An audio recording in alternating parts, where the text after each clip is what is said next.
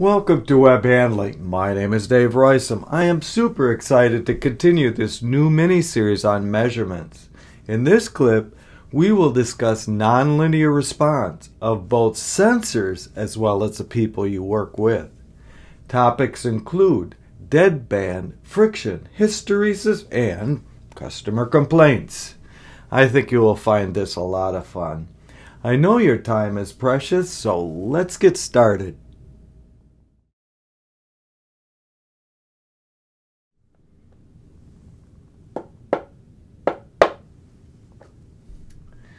Perhaps our first experience that gauges might not be perfect might have been when we noticed some old-timer tapping a dial gauge. He or she could be checking to see if the gauge was stuck. More likely, they were introducing what is sometimes called control dither to improve the resolution of the dial gauge readings. In other words, vibration, whether done one at a time in terms of tapping the dial gauge or continuous as in the case of dither, reduces the effect of friction. Friction, as we will see, is one of the biggest destroyers of instrument resolution and as a consequence, control quality. The first concept to introduce is that all mechanical devices, including sensors and controls, have a deadband that is caused by a complex mix of clearance, friction, and mechanical springiness. Within that mechanical deadband, there will be no change in output even when there is a presumably small change in input. However, lest you think this is all bad, controlled deadband is often intentional and very helpful, if done properly. An example that all of you should be familiar with is the common thermostat to control the heater or furnace in your home. Its deadband is 1 or 2 degrees, whether the control is mechanical or digital. If the controller did not have that deadband, the furnace would be turning on and off every few seconds. An example in the web handling world is active web guides. Here, as we will see in an upcoming slide, the experienced control technician should set the deadband slightly greater than the amount of mechanical clearance in the guide assembly actuating system. Let me give you another nonlinear example, slightly different than deadband, but has a similar goal, and that is to improve control response. I have been an RC aerobatic flyer for decades, and more recently, an FPV racing drone flyer. I first learned how to fly on simulators and then to fly micro drones through my house, thoroughly annoying my wife. And you could see early practice sessions on this channel using the title below. Now I race through the woods, Star Wars style, and roll and tumble in more open parks. I have spare parts and spare drones because accidents and repairs are not uncommon. In any case, the transmitters that we use have an exponential control on it. Near the center of the stick travel, the gain is very low, allowing us to fly very stable, nearly straight line paths. However, if you jam the stick to full travel, you will tumble and roll faster than the eye can see. In short, deadbands and nonlinearities are not necessarily good or bad in themselves. They depend greatly on the details of the specific application.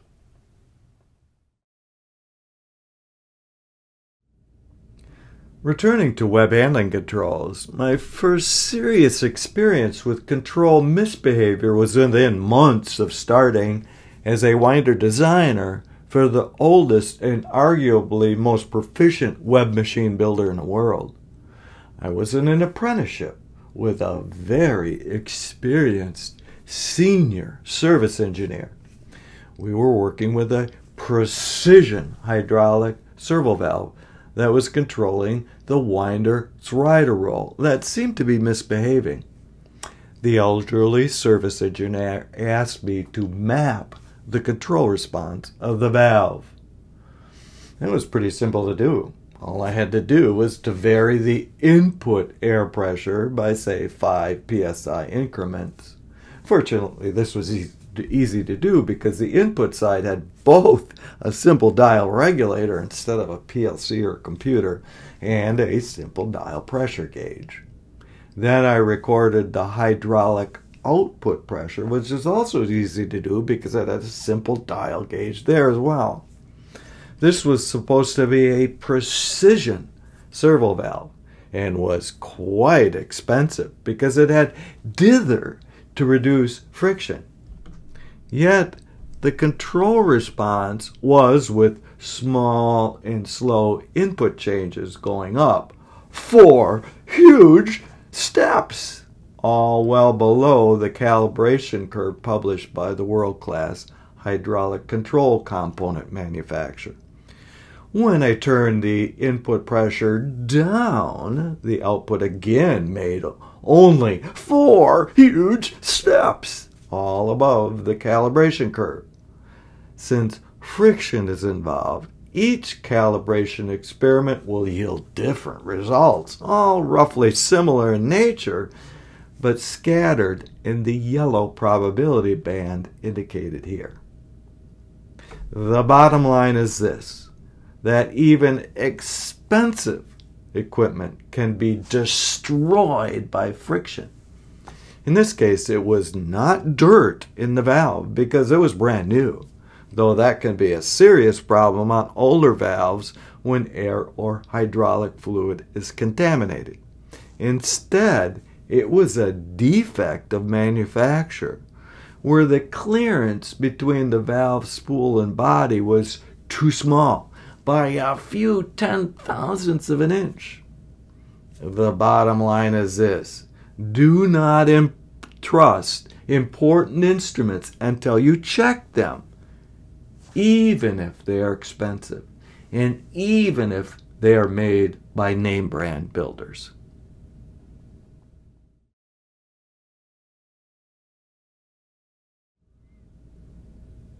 Okay, let's pick up the pace and now use these same principles to check the very common dancer roller.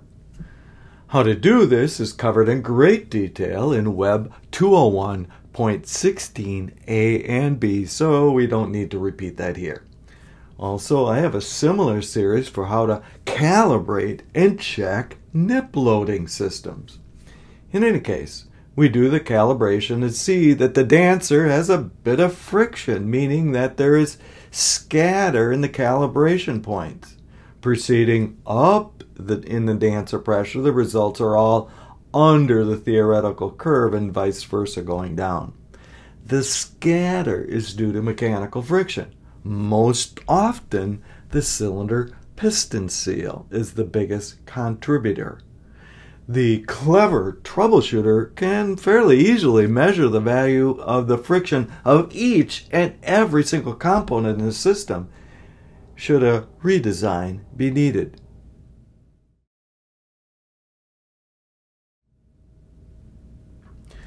This techie example comes from the advanced section of the web guide module of my award-winning and trademarked Web 101 class, so we don't need to detail it here. All we need to note is that this guide example has a rather large 5 hairs thicknesses, human hairs thicknesses, total mechanical assembly clearance in the actuating system. That means that a real-world guide control performance better than, say, 5 or 10 hairs thicknesses, say 50 mils or 2 millimeters, is not possible.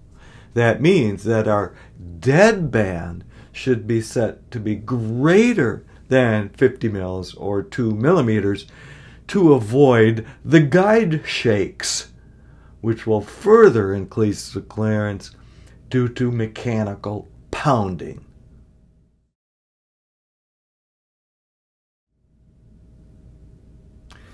This control example for precision die lips, as might be used in extrusion or extrusion coating, is also covered in detail in the advanced section of the NIP module of my award-winning and trademark Web101 class, so we don't need to detail it here. All we need to note here is while the die lips might be, in the best case, adjustable by millionths of an inch, they are not repeatable to better than thousandths of an inch. That means we need to use an external calibration method, such as testing the weight in a lab, because merely setting a control to the previous run's value will not necessarily achieve the same or even similar weight as the last run did.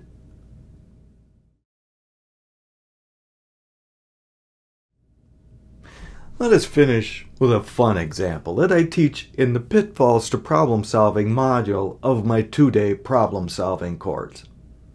Here, we note that a steady true defect rate going to your customer may not yield a steady response. Something could change at your customer, such as a personnel change, for example, that new someone could start complaining more. If your plant does not have world-class troubleshooting and world-class people skills, or if your hands are tied, you may not be able to do anything effective to help the problem. Then the complaints will increase because now you've really pissed off your customer. First due to defects, and then not doing anything effective to fix them. Previously, they let some troubles go without complaint. Now they are complaining about rolls which run just fine.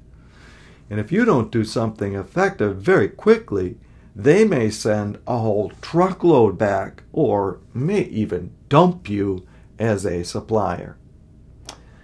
If the example is baggy webs, I teach your customers to do exactly that until you get your act together. For those suppliers who trouble their customers with bagginess, I have 24 clips on how to troubleshoot that problem.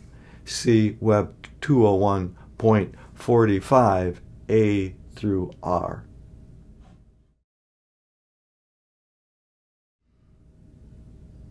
There are 3 starting points for more detailed discussion of problem solving. The first is my industrial problem solving book that is a good companion to my industrial problem solving course of the same name.